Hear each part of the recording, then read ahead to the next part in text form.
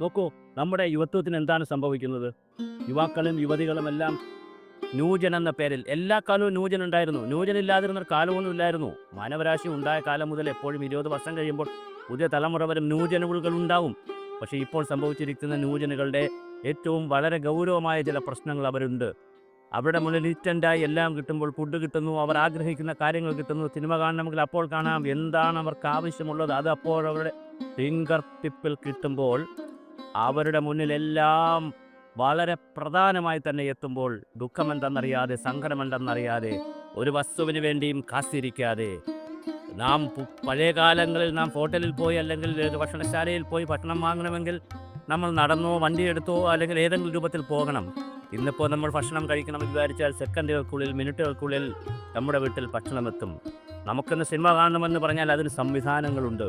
എല്ലാവിധ സംവിധാനങ്ങളും കൺമുന്നിലെത്തുമ്പോൾ മനുഷ്യർ ഡിജിറ്റൽ യുഗത്തിലേക്ക് പുതിയ തലമുറ മാറുമ്പോൾ ദുഃഖമെന്തെന്നറിയാതെ, സങ്കടമെന്തെന്നറിയാതെ, വിഷമമെന്തെന്നറിയാതെ, ഒന്നിനു വേണ്ടിയും കാത്തിരിക്കാതെ എല്ലാം ഇൻസ്റ്റൻറ്റിൽ കിട്ടണമെന്ന് ചിന്തിക്കുമ്പോൾ അവർക്ക് കൂടുതൽ ചിന്തിക്കുവാനുള്ള ഇടവേളകൾ നഷ്ടപ്പെട്ടു പോകുന്ന ഒരു സമൂഹമായി നമ്മുടെ മുന്നിൽ നിൽക്കുന്നു.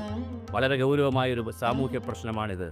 പിന്നെ സ്വാതന്ത്ര്യത്തിൻ്റെ വിവിധ രൂപങ്ങളെക്കുറിച്ചുള്ള വളരെ വികലമായ കാഴ്ചപ്പാടുകളുള്ള സോഷ്യൽ മീഡിയയിൽ ഒരുപാട് ആളുകൾ ശാസ്ത്രപ്രചാരകരെന്നും യുക്തിവാദികളെന്നും ഒക്കെ പറഞ്ഞ് നമ്മുടെ സോഷ്യൽ മീഡിയകളിൽ വന്ന് മനുഷ്യരെ വല്ലാതെ വികാരപ്പെടുത്തുകയും ഇക്കളിപ്പെടുത്തുകയും എന്തും ചെയ്യുന്നതും എന്തും കഴിക്കുന്നതും എങ്ങനെയും ജീവിക്കുന്നതും എല്ലാമാണ് ജീവിതമെന്ന് അവരെ പഠിപ്പിക്കുകയും പുതിയ തലമുറ ആകെ അന്തം വിട്ട് നിൽക്കുകയും ചെയ്യുന്ന ഒരു കാലഘട്ടത്തിലൂടെയാണ് നാം പോകുന്നത്. വയലൻസിൻ്റെ സിനിമകൾ നോക്കൂ, സിനിമാ സംവിധായകർ തന്നെ പറയുന്നു, സിനിമകൾ വലിയ പ്രശ്നമാണ്, ഒരുപാട് വയലൻസ് ഉണ്ടാക്കുന്നു, സീരിയലുകൾ വയലൻസ് ഉണ്ടാക്കുന്നു, എല്ലാം വയലൻസിലേക്ക് കാണിക്കുന്ന കുശുമ്പ്, കുന്നായ്മ, അതുപോലെ തന്നെ പിന്നെ പരദൂഷണം തുടങ്ങി എല്ലാ കാര്യങ്ങളും പറയുന്ന, ഒരു സാരോപദേശ കാര്യങ്ങളും പറയാത്ത, ഒരു തത്വശാസ്ത്രവും പറയാത്ത, ജീവിതത്തിലൊരു നല്ല ആശയവും പറഞ്ഞു കൊടുക്കാത്ത, എങ്ങനെ ജീവിക്കണമെന്ന് പറഞ്ഞു കൊടുക്കാത്ത, എങ്ങനെയാണ് ഓരോ പ്രശ്നങ്ങളെയും തരണം ചെയ്യേണ്ടതെന്ന് പറയാതെ, ജീവിതമെന്ന് പറയുന്നത് പ്രശ്ന സംഘർഷങ്ങളുടെ സമ്മിശ്രമാണെന്നും സുഖദുഃഖങ്ങളുടെ സമ്മിശ്രമാണെന്നും, സുഖമുണ്ടെങ്കിൽ അവിടെ ദുഃഖമുണ്ടെന്നും, ദുഃഖമുണ്ടെങ്കിൽ അതുപോലെ സുഖമുണ്ടെന്നും പഠിപ്പിച്ചു കൊടുക്കാത്ത ഒരു പുതിയ തലമുറയായി നമ്മുടെ കുട്ടികൾ വളർന്നു വരുമ്പോൾ അവർ വളരെ നമ്മുടെ എന്താ പറയുക, കോഴികളെ വളർത്തിയെടുക്കുന്നത് പോലെ, ഇലക്ട്രിക് മെഷീനുകളിൽ നിന്ന് വച്ച് നമ്മൾ വസ്തുക്കളെ ചുട്ടെടുക്കുന്നത് പോലെ, ദോശ ചൂടുന്നത് പോലെ, ഇഡലി ഉണ്ടാക്കുന്നത് പോലെ ഒരു ഉപകരണമായി നമ്മുടെ യുവതലമുറ മാറി. കോളേജ് ക്യാമ്പസുകളിൽ ചെന്നാൽ സർഗാത്മകതയ്ക്ക് പകരം അവിടെയും തല്ലും, റാഗിങ്ങും അതുപോലുള്ള പ്രശ്നങ്ങൾ ഉണ്ടാവുകയാണ്. ഇതെല്ലാം നെഗറ്റീവിന് വേണ്ടി ഞാൻ പറഞ്ഞതല്ല. സാരോപദേശകൾ, കഥകൾ കേൾക്കുന്ന ഒരു സമൂഹം ഇന്നില്ല. മുത്തശ്ശിമാരുടെയും അമ്മൂമ്മമാരുടെയും അപ്പൂപ്പന്മാരുടെയും അടുത്തിരുന്ന് കഥകൾ കേൾക്കാൻ മുത്തശ്ശിമാർക്ക് സമയമില്ല, പറഞ്ഞു കൊടുക്കാൻ സമയമില്ല. അല്ലെങ്കിൽ തന്നെ നമ്മുടെ മുത്തശ്ശിമാരിൽ നല്ലൊരു വിഭാഗവും അമ്മ സദനങ്ങളിലും വൃദ്ധസദനങ്ങളിലുമൊക്കെ കഴിയുമ്പോൾ കുട്ടികൾ പലയിടങ്ങളിലായി ഈ തരത്തിലുള്ള രൂപത്തിലേക്ക് പോകുന്നു. വളരെ കൊച്ചു കുട്ടികൾക്ക് വരെ എന്താണ് MDMA അടക്കമുള്ള, കഞ്ചാവ് അടക്കമുള്ള എല്ലാ ലഹരി പദാർത്ഥങ്ങളെയും കുറിച്ചുള്ള വിവരങ്ങൾ വിരൽത്തുമ്പിൽ കിട്ടുമ്പോൾ അതൊന്ന് ടേസ്റ്റ് ചെയ്താൽ എന്തെന്ന് ആഗ്രഹിക്കുന്ന ഒരു തലമുറ, എല്ലാവിധ ദുഷ്ചെയ്തികളും നല്ലതാണെന്ന് ചിന്തിക്കുന്ന, ഏത് തെറ്റും ശരിയും എന്താണെന്ന് തിരിച്ചറിയാൻ കഴിയാത്ത പുതിയൊരു തലമുറയായി നമ്മുടെ നാട് മാറിയോ? എവിടെയാണ് നമുക്ക് അബദ്ധം പിണഞ്ഞത്? ഈ ജനുവരി മാസം 1-ാം തീയതി മുതൽ ഫെബ്രുവരി മാസം ഇന്ന് സംസാരിക്കുന്ന 27-ാം തീയതി വരെ എത്ര മരണങ്ങളാണ് കൊലപാതകങ്ങളുടെ രൂപത്തിൽ നടന്ന് അമ്മയെ കൊന്നത്, എന്തിനാണ് എന്നെ ജനിപ്പിച്ചതെന്ന് ചോദിക്കുന്ന കുഞ്ഞ്, മൊബൈൽ കൊടുക്കാത്തതുകൊണ്ട് അച്ഛനെ കൊന്നത്, പണമില്ലാത്തത് കൊണ്ട് അമ്മയെ കൊന്നത്, ഒരു കുടുംബത്തെ മുഴുവൻ കൊലയ്ക്ക് കൊടുക്കുന്നത്, എന്താണ് നമ്മുടെ തലമുറയ്ക്ക് ഇവിടെ സംഭവിച്ചുകൊണ്ടിരിക്കുന്നത്? ഗൗരവമായി ചർച്ച ചെയ്യണ്ടേ? ഇവിടെ സൈക്കോളജിസ്റ്റ് ഉണ്ട്, സൈക്യാട്രിസ്റ്റ് ഉണ്ട്, ക്രിമിനോളജിസ്റ്റ് ഉണ്ട്, പാരാസൈക്കോളജി പഠിച്ചവരുണ്ട്, പാരാസൈക്കട്രിസ്റ്റ് ഉണ്ട്. എന്തിനാണ് നമ്മുടെ സമൂഹത്തിൽ കുറവ്?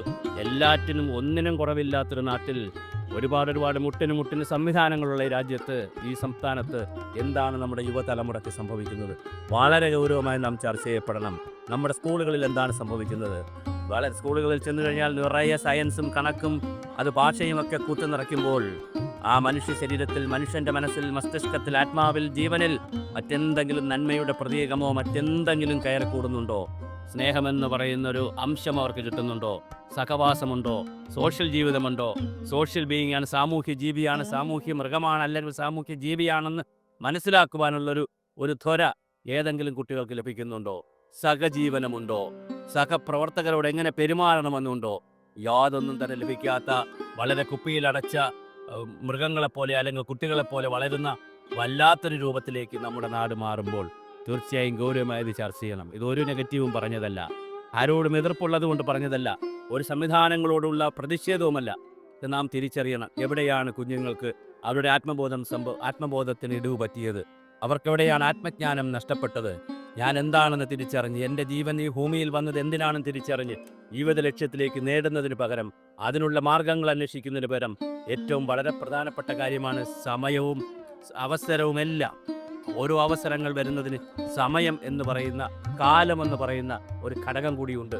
പക്ഷേ ഇതിപ്പോൾ കാലം കൊടുക്കാതെ, കാലത്തിന് കാത്തു നിൽക്കാതെ, സമയം കൊടുക്കാതെ ഇൻസ്റ്റൻ്റായി എല്ലാം വേണമെന്ന് ആഗ്രഹിക്കുന്ന, ഇൻസ്റ്റൻ്റായി തന്നെ എല്ലാം കിട്ടുകയും ചെയ്യുന്ന പുതിയ ലോകത്ത് നാം എന്താഗ്രഹിച്ചാലും, നാം വസ്ത്രത്തെക്കുറിച്ച് ചിന്തിക്കുമ്പോൾ ആർട്ടിഫിഷ്യൽ ഇൻ്റലിജൻസിൻ്റെ കാലഘട്ടത്തിൽ നമ്മുടെ മുന്നിലിരിക്കുന്ന ഡിജിറ്റൽ യന്ത്രത്തിൽ അല്ലെങ്കിൽ മൊബൈൽ ഫോണിൽ, നമ്മുടെ ലാപ്ടോപ്പിൽ, നമ്മുടെ ഫേസ്ബുക്കിൽ, നമ്മുടെ ഇൻസ്റ്റാഗ്രാമിൽ ഉടൻ തന്നെ അതിൻ്റെ പരസ്യങ്ങൾ വരുന്നു. നാം ഒരു ടെക്സ്റ്റൈൽസിൻ്റെ മുന്നിൽ കൂടി പോകുമ്പോൾ നമുക്കിഷ്ടപ്പെട്ട നിറം എന്താണെന്ന്, നമുക്കിഷ്ടപ്പെട്ട നിറം ആ കടയിലുണ്ടെന്നുള്ള രീതിയിലുള്ള, നാം ആഗ്രഹിക്കുന്ന, നാം കാണാത്ത അല്ലെങ്കിൽ കാണുന്ന കടകളിലുണ്ട് അല്ലെങ്കിൽ സ്ഥാപനങ്ങളുണ്ടെന്നുള്ള രീതിയിലുള്ള സന്ദേശങ്ങൾ വോയിസ് മെസ്സേജായും അല്ലാതെയുമൊക്കെ നമ്മളിൽ എത്തുന്നു. അങ്ങനെ മനുഷ്യനെ സാമൂഹ്യമായി പരുവപ്പെടുത്തുന്ന പുതിയ കാലഘട്ടത്തിലാണ് നാം താമസിക്കുന്നത്. തീർച്ചയായിട്ടും ഈ കാലഘട്ടത്തിൽ പുതിയ കുട്ടികൾ, ഇനി വരാനിരിക്കുന്ന കുഞ്ഞുങ്ങൾ ക്രിമിനലിസത്തിൻ്റെയും അതുപോലെ തന്നെ മയക്കുമരുന്നിൻ്റെയും മദ്യത്തിൻ്റെയും ഒക്കെ ഇടയിൽപ്പെട്ട് വളരെ വേഗത്തിൽ അവർ കുറ്റവാളികളായി മാറുന്ന, ധാരാളം പ്രതികളായി മാറുന്ന പുതിയ കാഴ്ച നമുക്ക് പോഷണമല്ല. തീർച്ചയായിട്ടും വളരെ ഗൗരവമായി സമൂഹം ഇത് ചർച്ച ചെയ്യപ്പെടേണ്ടതാണ്. മയക്കുമരുന്നുകൾ ലഭിക്കുകയാണെങ്കിൽ അതിൻ്റെ ഉറവിടം തേടി തന്നെ അത് നശിപ്പിക്കേണ്ടതാണ്. അതുപോലെ തന്നെ കുട്ടികളെ കാരിയർമാരായി ഉപയോഗിക്കുന്ന രീതി പലപ്പോഴും നാം കാണുന്നുണ്ട്. തീർച്ചയായും അത്തരത്തിലുള്ള ഒരുപാട് പ്രതിസന്ധികളിലൂടെയാണ് പുതിയ തലമുറ കടന്നു പോകുന്നത്. അതുപോലെ തന്നെ ലൈംഗികതയെക്കുറിച്ച്, സ്ത്രീ പുരുഷ ബന്ധങ്ങളെക്കുറിച്ച് എല്ലാം വളരെ വികലമായ പല കാഴ്ചപ്പാടുകളും സോഷ്യൽ മീഡിയകളിൽ നിന്ന് നമ്മുടെ സോക്കാൾഡ് സദാചാരം പഠിപ്പിക്കുന്ന ആളുകൾ, അല്ലെങ്കിൽ ശാസ്ത്രപ്രചാരണം, യുക്തിവാദം എന്നൊക്കെ പറഞ്ഞു വന്ന് ചാനലുകളിൽ ഇരുന്ന്, സോഷ്യൽ മീഡിയകളിൽ ഇരുന്ന് നമ്മുടെ കുഞ്ഞുങ്ങളെ വല്ലാതെ വഴിതെറ്റിക്കുന്നത്, എല്ലാം ചെയ്യുന്നത് ശരിയെന്നും എന്ത് ചെയ്യുന്നതും ശരിയാണെന്നുള്ള നിലയിൽ ഒരു തെറ്റും ജീവിതത്തിലില്ല, ഇവിടെ വന്നത് ഇത്തരം എല്ലാം ചെയ്യാനാണ്, തനിക്ക് തോന്നുന്നത് എന്തും ചെയ്യാനാണ് എന്നുള്ള ഒരു വിശ്വാസ പ്രമാണം പുതിയ തലമുറയിൽ അറിയാതെ കടന്നു വരുന്നുണ്ടോ എന്നത് ഗൗരവമായി മാനവ സമൂഹം, കേരള സമൂഹം ചർച്ച ചെയ്യപ്പെടണം.